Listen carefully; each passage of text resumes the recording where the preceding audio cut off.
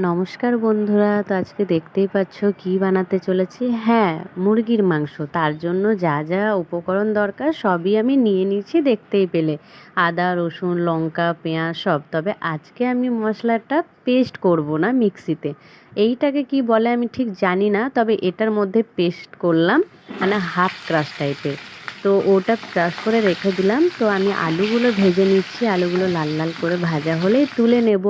আর ওই তেলের মধ্যে আর একটু তেল দিয়ে আমি দিব হচ্ছে যে গোটা মশলা। গোটা মশলার মধ্যেও তেমন কিছু দিইনি, জিরে দিলাম আর লবঙ্গ দিলাম। যেহেতু আজকে রান্নাটা আমি ঠিক মানে হেজি করতে চাইছি না, তো গোটা কিছু রসুন কোয়াও দিয়ে দিলাম, ভালো লাগে বেশ গোটা গোটা রসুন।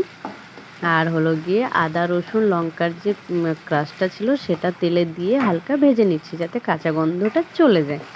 আর এরপরে আমি দিয়ে দিচ্ছি হচ্ছে যে পেঁয়াজটাও আমি ক্রাশ করে রেখেছিলাম, সেই পেঁয়াজটা। তো পেঁয়াজটাও দিয়ে 2-3 মিনিট ভাজা যখন হয়ে যাবে, তারপরে আমি দিয়ে দেব ধুয়ে রাখা মাংস।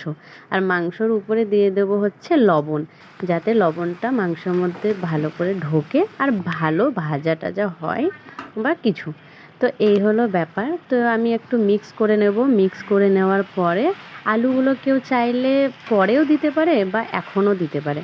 তো আমি আলুগুলো এর সাথে দিয়ে দেবো, এর উপরে দিয়ে ঢাকা দিয়ে দেবো 5 মিনিটের জন্য।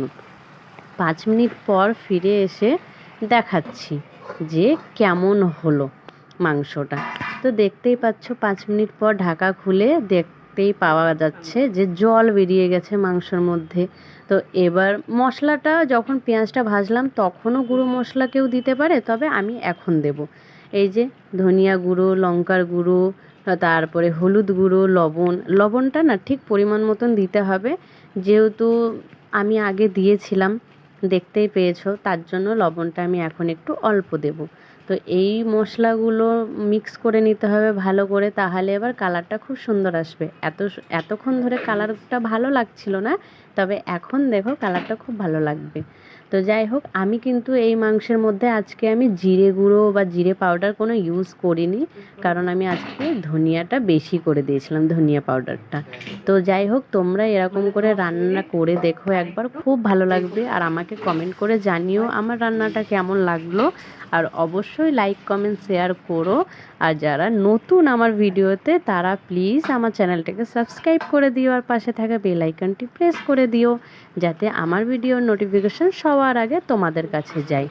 তো দেখতেই পেলে আমি সব মশলাগুলো দেওয়ার পরে 5 মিনিটের জন্য ঢাকা দিয়ে দিয়েছিলাম। ঢাকা খুলে কালারটা এরকম হয়ে গেছে, একটু জলও দিয়েছিলাম যে যতটা ঝোল করতে চাই। তারপর আমি চিকেন মশলা দিয়ে আমি মাংসটাকে নামিয়ে নিচ্ছি। তো ফাইনালি আমার মাংসটা হয়ে গেছে।